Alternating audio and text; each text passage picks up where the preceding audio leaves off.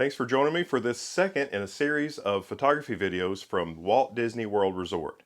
In this episode, we'll start out at the end of the last episode with a little clip that I left off that kind of has meaning for the end of this episode.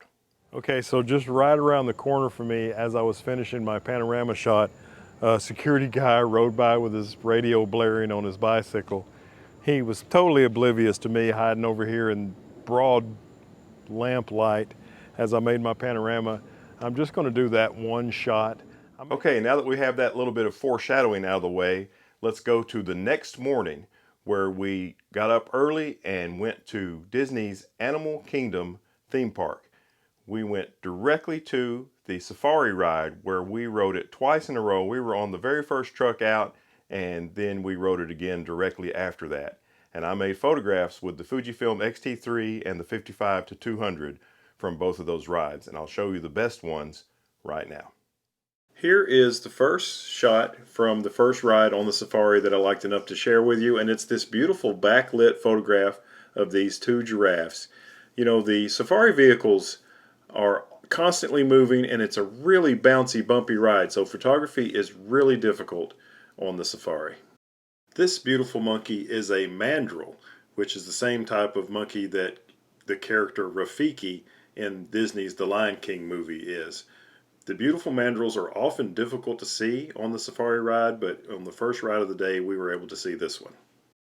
The noun to describe a large group of flamingo is flamboyance, and if you look closely in the center of this flamboyance, you'll see a very young flamingo in their midst.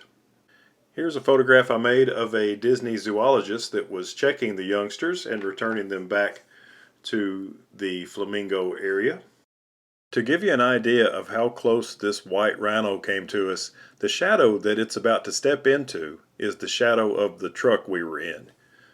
Very close encounter with this beautiful white rhino. If you want to see the lions on the safari ride, it's recommended that you go early in the morning. This was the first ride of the day, and this is the best shot I've ever made of a lion on the Disney Animal Kingdom safari ride. Here's another rhino. I believe this one is a black rhino. The last one we saw was a white rhino, and it was munching down on some food that they had in this food dispenser that was pretty close to where the truck goes by.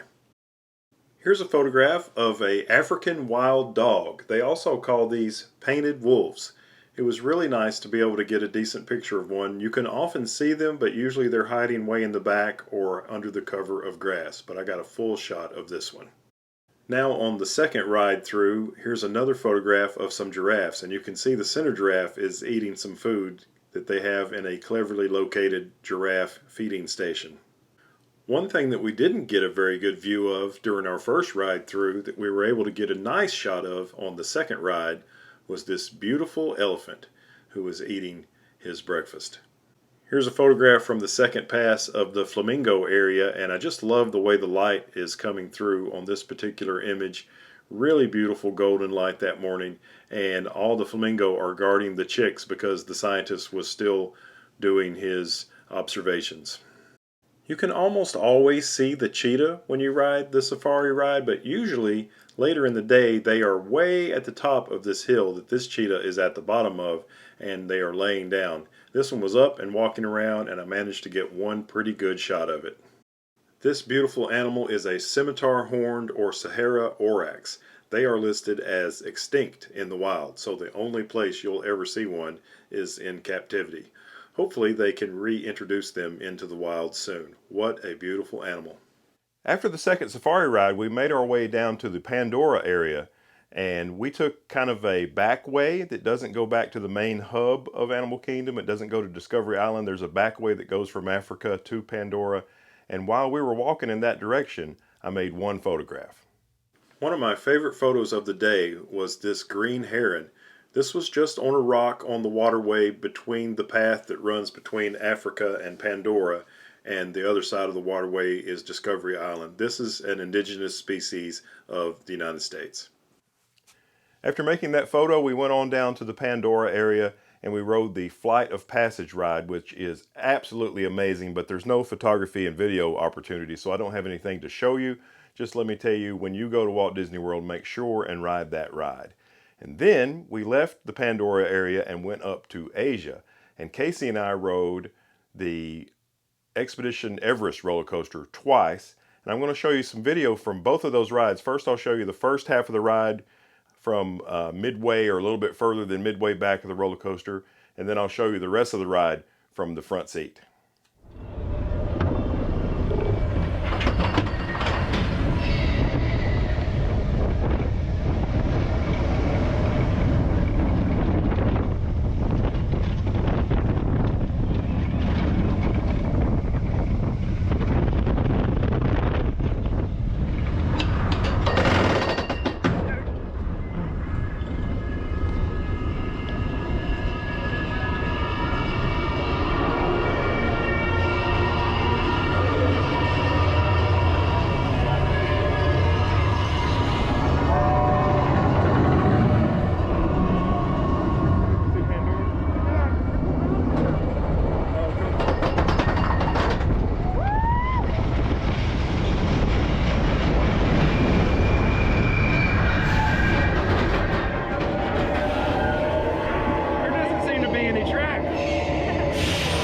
If you stay in a Walt Disney World resort and you turn on the television, one of the first things you'll find is a program called Must Do's at Disney. And it's this lady, and she goes to all the parks and she rides the rides that are the must do's. And when she does Expedition Everest, when she gets to the part of the track where it stops and the track ends because it's torn up, she goes, "There doesn't seem to be any track." And Casey and I have been watching that since she was about 4 years old. So when we ride it, whenever we get to that point, we go, "There doesn't seem to be any track." It's just a kind of a family tradition.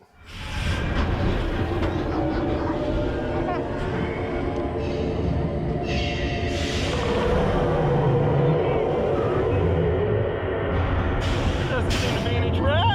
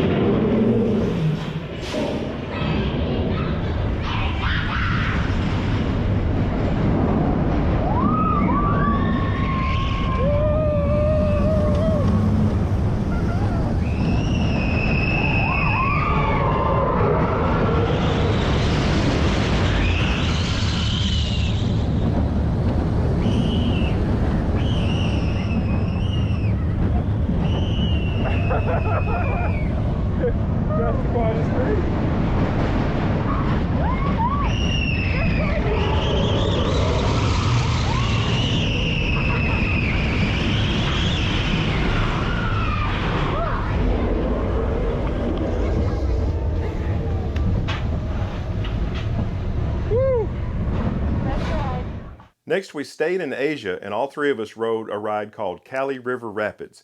And it's one of those circular water rides, and it has one big hill, and if you happen to be on the part of the circle that's going backwards down that big hill, you are going to get wet. So let me show you us going backwards down that hill.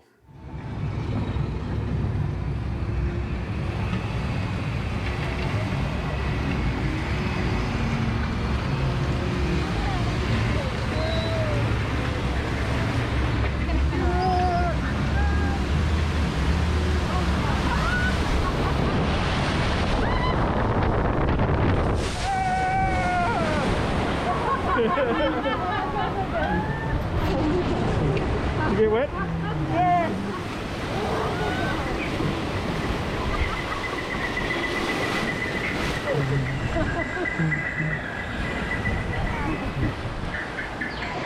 Okay, so one of my favorite parts in all of Disney for photography is right here at the Maharaja Jungle Trek. And I'm going to try it out for the first time with the X-T3 and the 55 to 200 lens. The first animal you see on the Maharaja Jungle Trek is this Komodo dragon, and you always get to see it. It never hides, or I've never seen it hide where you can't see it. But on this particular day, it was up and moving around and flicking its tongue, and it even crawled down and went into the water for a little while, which I thought was really interesting. If you look closely at this picture where the tongue is sticking out, you can see where its tongue had just hit the water, just in front of where its tongue is, and left some ripples. It was a really neat experience. Okay, the part of the Maharaja Jungle Trek that I like the very most is this bird enclosure. It's got a path that goes all the way down and loops back around and comes up. There's netting all the way around it, and there's lots and lots of fantastic birds in here. And I must say that the 55-200 on the X-T3 did pretty good in here. I was kind of not expecting to be able to land many pictures, but I think I got quite a few. I'm not 100% sure, but I believe this is a nickel-bar pigeon. What a beautiful bird. Look at all the colors. I wish I had taken more photographs of this bird. This was the only one I got, but I was happy to get it. There were several varieties of birds there, but my favorite one was this starling. It's called the metallic starling, and look at those crazy red eyes it has.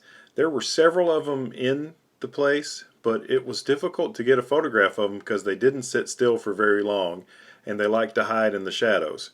So I had to use really low shutter speeds to try to get the shot. So a lot of my shots were blurry because of motion blur, but the ones that were sharp were nice and sharp. And this is my favorite bird photograph of the entire trip. This photograph of the metallic starling with the beautiful bokeh-fied background and the really sharp red eye, and you can see the color. You know, a lot of times these birds just look jet black, but in this photograph, and this one too, you can see a lot of the colors of the birds. This one's kind of looking at you. You can see almost both of its eyes, and it was kind of giving me a little bit of a call. So this is what the adults look like right here. The juveniles, which they are breeding in this area, as you can see the nest in a previous picture, the juveniles have the same red eyes, but they have a white striped breast, which the adults, the breast is much, much darker than this. So I think this is the same juvenile I took 2 photographs of in kind of the same area, but I got so few pictures of the juveniles I thought I would share both of these because they were relatively sharp and really like this metallic starling. This beautiful bird is a pied imperial pigeon, and there were several of those here as well. This is the only photograph I got that I really liked. What a beautiful, beautiful bird. Very majestic and regal looking as it sits here on this branch. This tiny little duck with the beautiful red eyes is called a cotton pygmy goose or a cotton teal. In other areas, this same species is called a white quilled pygmy goose. It's amazing how tiny it is, but it's very beautiful. Okay, so now we are at a bird show that used to be called Flights of Wonder. Now it's, I don't know, the bird show with characters from the movie Up. They had a completely new version of the bird show going on during this COVID-19 era, and they didn't feature any of the Up characters. Although I love the Disney movie Up, I really don't like them in the bird show. Here is a hornbill from the bird show, and this is a African crown crane that I managed to get a photograph of just after it took off during the flight.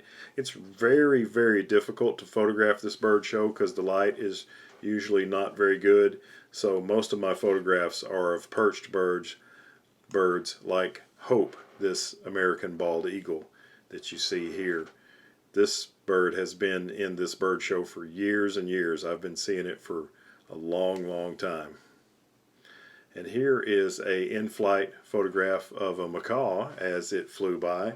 I was really fortunate to be able to catch this, but this gives you a great example of how horrible the light is, and the brown, orange, yellow background rocks are not very conducive to beautiful photography.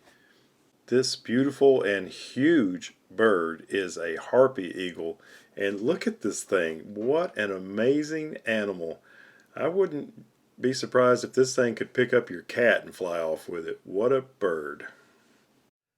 After the bird show, which was much improved without any Disney Up characters in it, We did pretty much everything else that you can do at Animal Kingdom. We went and did It's Tough to Be a Bug, which is a show. We rode the dinosaur ride.